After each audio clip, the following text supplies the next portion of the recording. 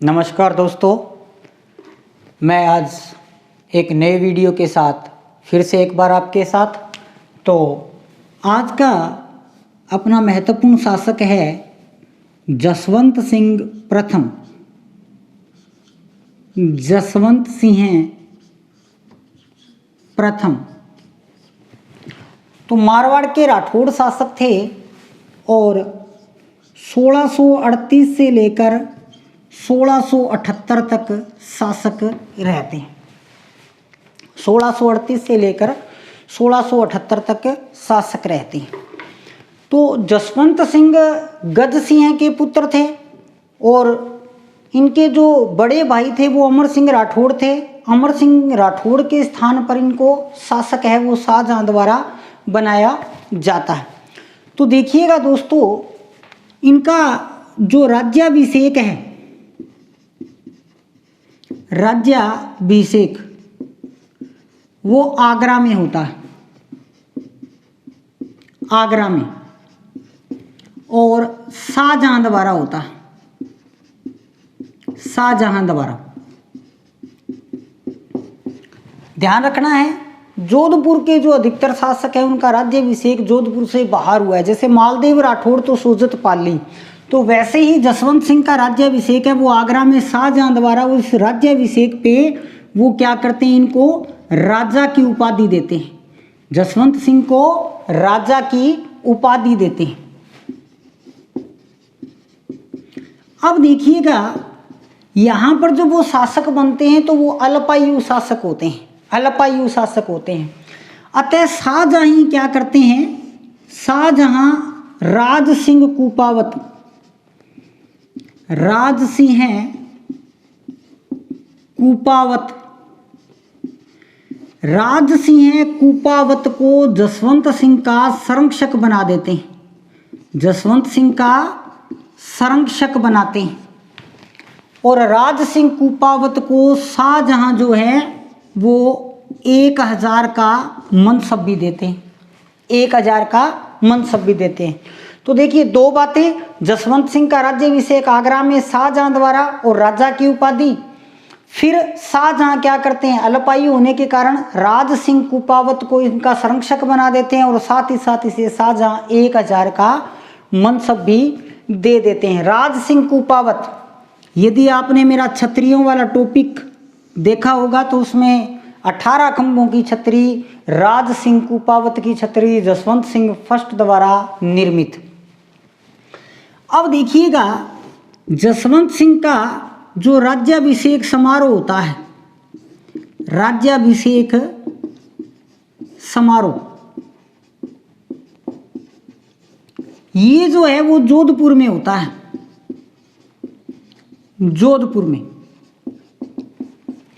तो देखिएगा इंपॉर्टेंट, राज्याभिषेक आगरा में और राज्याभिषेक समारोह जोधपुर में। जिस प्रकार से अपने महाराणा प्रताप में बात करते हैं राज्याभिषेक गोगुंदा में और राज्याभिषेक समारोह कुंभलगढ़ में, ठीक है। तो राज्याभिषेक समारोह, इस राज्याभिषेक समारोह में शाहजहां हैं वो आते हैं, शाहजहां हैं वो आते हैं और शाहजहां क्या करते हैं, शाहजहां जसवंत सिंह को महाराजा की उपाधि, महाराजा की उपाधि और 6000 का मनसब देते हैं। महाराजा की उपाधि और 6000 का मनसब है वो देते हैं। इसके बाद में देखिएगा, जसवंत सिंह फर्स्ट के शासनकाल के अंदर ही शाहजहां जो है वो बीमार हो जाते हैं और जब शाहजहां बीमार होते हैं तो मुगलों में उत्तराधिकार के युद्ध होते हैं और शाहजहां के जो 4 पुत्र होते हैं, दारा शिको, मुराद बख्श, शाह शुजा और औरंगजेब, उसके मध्य मुगलों में 5 उत्तराधिकार के युद्ध होते हैं। तो वो युद्ध इंपॉर्टेंट रहते हैं, उनकी अपनी बात करेंगे। तो देखिए, मुगलों में उत्तराधिकार के युद्ध, मुगलों में उत्तराधिकार के युद्ध, मुगलों में जो ये उत्तराधिकार के युद्ध होते हैं ये 5 युद्ध होते हैं, 5। और होते कब हैं? होते हैं 1658-59 में, 1658-59 में। अब देखिए अपने यहाँ कंपटीशन पेपर में इनका क्रम पूछ लिया गया है, तो क्रम देखिएगा किस प्रकार से रहता है। बहादुरपुर, बहादुरपुर, बहादुरपुर के बाद में धर्मत, धर्मत के बाद में सामूगढ़, सामूगढ़ के बाद में खंजवा, इलाहाबाद का युद्ध कहते हैं, खंजवा इलाहाबाद, और खंजवा इलाहाबाद के बाद में दोराई या इसी को देवराई कहते हैं, दोराई या देवराई, अजमेर का युद्ध, अजमेर का युद्ध। अब देखिएगा दोस्तों, यदि क्रम याद करने में आपको कोई प्रॉब्लम हो रही है, 5 हैं, आप इसको 3+2 कर सकते हो। तो पहले 3 याद रखो, बहादुरपुर, धर्मत, सामूगढ़, उसके बाद में खंजवा इलाहाबाद का युद्ध और दोराई अजमेर का युद्ध। अब देखिए 1658-59, तो ये तीनों कब? 1658 में, और ये दोनों कब? 1659 में। तो क्या क्रम रहेगा? बहादुरपुर, धर्मत, सामूगढ़, खंजवा इलाहाबाद, दोराई या देवराई। अब देखिएगा कि ये जो युद्ध रहते हैं ये शाहजहां के 4 पुत्रों के मध्य होते हैं, 4 पुत्रों के मध्य होते हैं। और कौन से में उसका कौन सा पुत्र होता है इसकी अपने बात करते हैं, कैसे याद रखेंगे इसकी अपने बात करते हैं। तो देखिएगा 5 युद्धों की अपने ने बात की। बहादुरपुर, बहादुरपुर के बाद में धर्मत, धर्मत के बाद में सामूगढ़, सामूगढ़ के बाद में खंजवा इलाहाबाद, खंजवा इलाहाबाद, और लास्ट दोराई या देवराई। ठीक है जी। अब देखिएगा शाहजहां के जो 4 पुत्र थे, दारा शिको, औरंगजेब, औरंगजेब, और इसके साथ जोड़ना है मुराद, मुराद बख्श, ये इसका सहयोगी होता है। और तीसरा था शाह शुजा, यानी कि 4 की जगह आपने 3 ध्यान में रखने हैं, चौथा ये इसके साथ ही था प्लस। अब देखिए कौन सा युद्ध किसके बीच में होता है। तो देखिएगा दारा शिको 4 युद्ध लड़ता है, औरंगजेब भी 4 युद्ध लड़ता है, और शाह शुजा 2 युद्ध लड़ता है, शाह शुजा 2 युद्ध लड़ता है। अब देखिए इसके जो 2 युद्ध हैं, इसका एक युद्ध जो है वो है दारा शिको के साथ, और इसका एक युद्ध है औरंगजेब के साथ। एक युद्ध है इसका औरंगजेब के साथ और एक युद्ध है इसका दारा के साथ। तो इसके दोनों युद्ध वो पूरे होते हैं, और इन दोनों के 4-4 युद्ध हैं, इन दोनों के 4-4 युद्ध हैं। अब देखिएगा थोड़ा सा समझने का प्रयास करो, इनके 4-4 युद्ध हैं, तो इनका एक-एक युद्ध तो किसके साथ हो गया? शाह शुजा के साथ, दारा का शाह शुजा के साथ, एक औरंगजेब और शाह शुजा। पीछे इनके 3-3 युद्ध बचे, वो 3-3 युद्ध इनके आपस में है। अब यदि मैं आपको कहूं भी पहले 2 दारा वाले याद कर लो, सॉरी शाह शुजा वाले याद कर लो पहले, बाकी याद ही है, कोई दिक्कत नहीं है। तो बहादुरपुर का जो युद्ध है ना, वो शाह शुजा और दारा शिको के मध्य होता है, दारा शिको। आपने याद कैसे किया था? मैंने आपको बताया था 3+2 कर लो, तो ये पहले 3, और पहले 3 के अंदर पहले में ही कौन आ गया? शुजा, और फिर ये 59 वाले, 1659 वाले 2, और इसमें पहला फिर से शुजा का आ गया, शुजा और औरंगजेब, शुजा और औरंगजेब।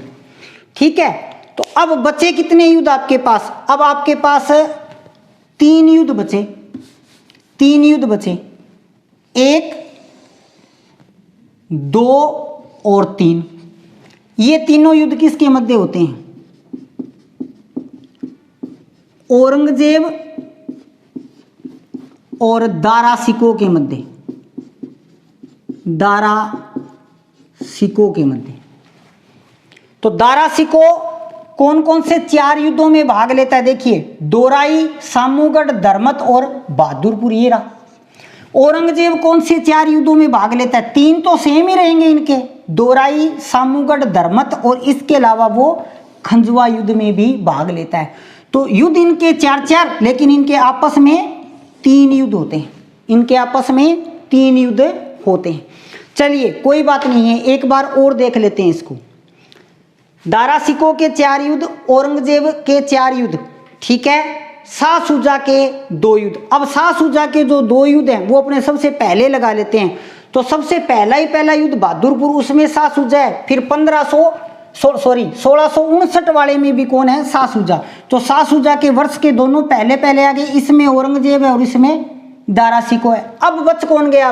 कौन सा बच गया आपके पास? अब आपके पास बच गया धर्मत, सामूगढ़ और दोराई, ये 3 युद्ध बचे ना। ये तीनों युद्ध किसके मध्य हैं? दारा और औरंगजेब के मध्य, दारा और औरंगजेब के मध्य। तो 3-3 तो इनके ये हो गए, और इनके हैं कितने? 4-4। तो एक इनका ये रहा, ये दारा का चौथा रहा और ये औरंगजेब का चौथा रहा। थोड़ा सा रिवाइज करके देखना, इसको आराम से याद हो जाएगा। अब देखिएगा, पहला जो युद्ध होता है मुगलों में उत्तराधिकार का, वो पहला युद्ध बहादुरपुर का होता है। ठीक है, बहादुरपुर का युद्ध होता है, बहादुरपुर। और बहादुरपुर का जो युद्ध है वो 1658 में होता है। किस किस के मध्य? दारा सिको और शाह शुजा के मध्य, शाह शुजा। तो जसवंत सिंह जो थे वो इनके साथ थे, जसवंत सिंह हैं, मिर्जा राजा जय सिंह हैं, वो दारा सिको के साथ थे, क्योंकि ये शाहजहां का ज्येष्ठ पुत्र था। और इस युद्ध के अंदर दारा है वो विजयी हो जाता है और शाह शुजा है वो पराजित हो जाता है। इन 5 युद्धों में जो सबसे इंपॉर्टेंट युद्ध है वो दूसरा युद्ध है धर्मत का युद्ध। दूसरा युद्ध है धर्मत का युद्ध, जो आपको याद रखना ही रखना पड़ेगा। तो सेकंड युद्ध धर्मत। धर्मत जो स्थान है वो मध्य प्रदेश में, एमपी में है। आरएस में प्रश्न पूछा जा चुका है, धर्मत कहाँ है? मध्य प्रदेश में। युद्ध कब होता है? युद्ध होता है 15 अप्रैल 1658। 15 अप्रैल 1658 दारा सिको और औरंगजेब के मध्य, औरंगजेब के मध्य। औरंगजेब के साथ उसका भाई मुराद बख्श, मुराद बख्श। दारा सिको के साथ मिर्जा राजा जय सिंह भी था, लेकिन अपने यहाँ जसवंत सिंह की बात कर रहे हैं तो अपने जसवंत सिंह को रखेंगे। जसवंत सिंह है फर्स्ट, जसवंत सिंह है फर्स्ट। अब देखिए युद्ध के अंदर क्या होता है। युद्ध के अंदर जसवंत सिंह घायल हो जाते हैं। जसवंत सिंह के घायल होने पर उनको युद्ध क्षेत्र से बाहर निकाला। बाहर किसने निकाला? 2 व्यक्तियों ने, आस्करण और गोवर्धन। गोवर्धन, आस्करण और गोवर्धन इनको युद्ध क्षेत्र से बाहर निकालते हैं। इंपॉर्टेंट बात, दोनों बाहर निकालने वाले व्यक्ति कौन थे? और जसवंत सिंह जब घायल अवस्था में जोधपुर पहुंचते हैं तो उनकी पत्नी जसवंत दे उनके लिए दुर्ग के दरवाजे नहीं खोलती है। फिर जो राठौड़ सरदार हैं वो उनको समझाते हैं, तो वो दुर्ग के दरवाजे तो खोल देती है, किंतु इनको लकड़ी के बर्तनों में खाना देती है, लकड़ी के बर्तनों में खाना देती है। तो दारा सिकों की ओर से जसवंत सिंह लड़ते हैं। जसवंत सिंह घायल, आस्करण गोवर्धन ने बाहर निकाला, जोधपुर पहुंचे। उनकी पत्नी जसवंत दे ने दरवाजे नहीं खोले, उनको मना के दरवाजे खुलाए जाते हैं। वो कहती है भी राजपूत या तो मरकर आता है, युद्ध में मर जाता है, या वो जीत कर आता है, पीठ दिखाकर नहीं आता, इसलिए वो दरवाजे नहीं खोलती है। अब देखिए इस युद्ध में औरंगजेब है वो जीत जाता है। दारा सिको गढ़ बीठली यानी कि अजमेर का तारागढ़, अजमेर के तारागढ़ दुर्ग में शरण लेता है। अजमेर के तारागढ़ दुर्ग में शरण है वो लेता है। तो ये नंबर 2 आपका युद्ध था। नंबर 3 अपने बात करें, कौन सा? सामूगढ़। कब? 1658 में। किसके मध्य? औरंगजेब और दारा सिकों के मध्य, औरंगजेब और दारा सिकों के मध्य। और साथ में यहां कौन? मुराद बख्श। कौन जीत गया? औरंगजेब जीत गया। औरंगजेब जीतने के बाद में क्या करता है? अपने भाई मुराद की हत्या कर देता है, अपने भाई मुराद की वो हत्या कर देता है। तो सामूगढ़ के तीसरे युद्ध में वो मुराद की हत्या कर देता है। इसके बाद में करम से अपने पास चौथा युद्ध है खंजवा इलाहाबाद का, खंजवा इलाहाबाद का युद्ध। तो खंजवा इलाहाबाद का युद्ध यानी कि 1659 का पहला युद्ध है। तो कौन होगा? शाह शुजा, और सामने कौन होगा? औरंगजेब। तो चौथा युद्ध खंजवा इलाहाबाद 1659 में होता है। शाह शुजा और औरंगजेब के मध्य, औरंगजेब के मध्य। औरंगजेब इस युद्ध में जीत जाता है और शाह शुजा फारस भाग जाता है, फारस भाग गया, ये फारस भाग जाता है। तो शाह शुजा फारस भाग गया, मुराद बख्श मारा गया। कौन बचे? 2 पुत्र शाहजहां के, औरंगजेब और दारा सिको। तो अंतिम और निर्णायक युद्ध कौन सा? दोराई या देवराई, अजमेर का युद्ध, अजमेर युद्ध। ये 11 से 15 मार्च 1659 में होता है। किस किस के मध्य? दारा सिको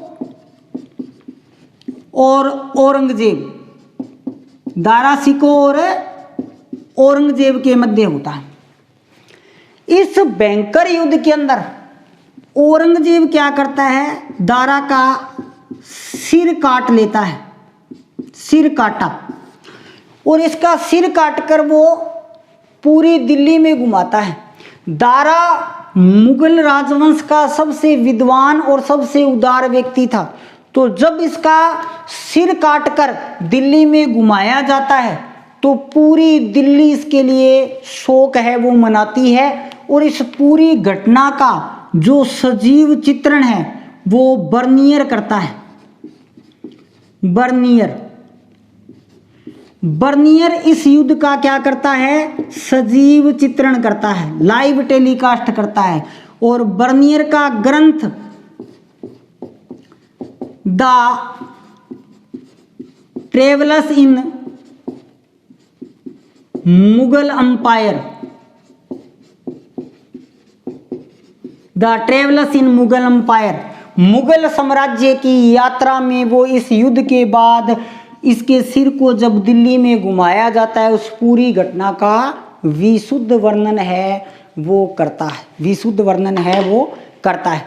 तो देखिएगा दोस्तों, उत्तराधिकार के जो ये 5 युद्ध थे, बहादुरपुर, धर्मत, सामूगढ़, खंजवा इलाहाबाद और दोराई, उसमें सबसे जो इम्पोर्टेंट युद्ध था, अपने अगर राजस्थान के कंपटीशन की बात करें तो राजस्थान के हिसाब से आपको ध्यान रखना है धर्मत का युद्ध बहुत ही इम्पोर्टेंट।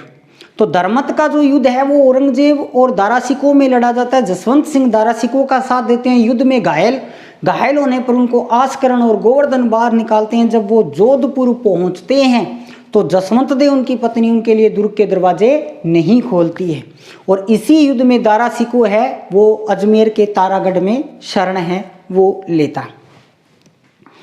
इसके बाद में देखिए जसवंत सिंह जो थे वो स्वयं भी विद्वान थे और उनके आश्रित विद्वान थे। तो यहां मैं बात कर लेता हूं, एक छोटा सा चार्ट बनेगा आपके सामने, थोड़ा सा रीड करना, बहुत इसमें से प्रश्न आएंगे। स्वयं विद्वान थे जसवंत सिंह, और दूसरी तरफ मैं बात कर लेता हूं आश्रित विद्वान। आश्रित विद्वान तो स्वयं विद्वान थे तो इनके ग्रंथों की बात करते हैं, कौन कौन से इन्होंने ग्रंथ लिखे। इनका पहला ग्रंथ था सिद्धांत बोध। कौन सा? सिद्धांत बोध। इनका दूसरा महत्वपूर्ण ग्रंथ था आनंद विलास। आनंद विलास। और इनका तीसरा इंपॉर्टेंट ग्रंथ था गीता महात्म्य। गीता महात्म्य। अब यदि मैं आश्रित विद्वानों की बात करूं तो दो महत्वपूर्ण आश्रित विद्वान। पहले आश्रित विद्वान मूणोत नैणसी।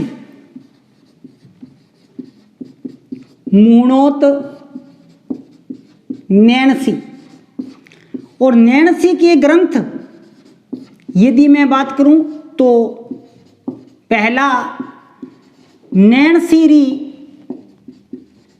ख्यात और दूसरा मारवाड़ा परगनारी विगत। मारवाड़ा परगनारी विगत। और दूसरे व्यक्ति की यदि मैं बात करूं यहां पे, सॉरी पहले यहां एक बात और करनी है, नैणसीरी ख्यात मारवाड़ा परगनारी विगत। अब देखिएगा नैणसी जो है उन्हें मुंशी देवी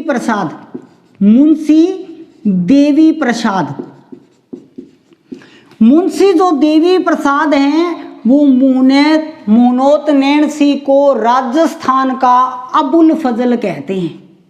राजस्थान का अबुल फजल कहते हैं। कौन? मूणोत नैणसी। किसको? सॉरी मुंशी देवी प्रसाद किसको? मूणोत नैणसी को क्या कहते हैं? राजस्थान का अबुल फजल कहते हैं। राजस्थान का अबुल फजल कहते हैं। अब अपने यहां पे बात करते हैं दूसरे विद्वान की। तो दूसरे विद्वान दलपति मिश्र।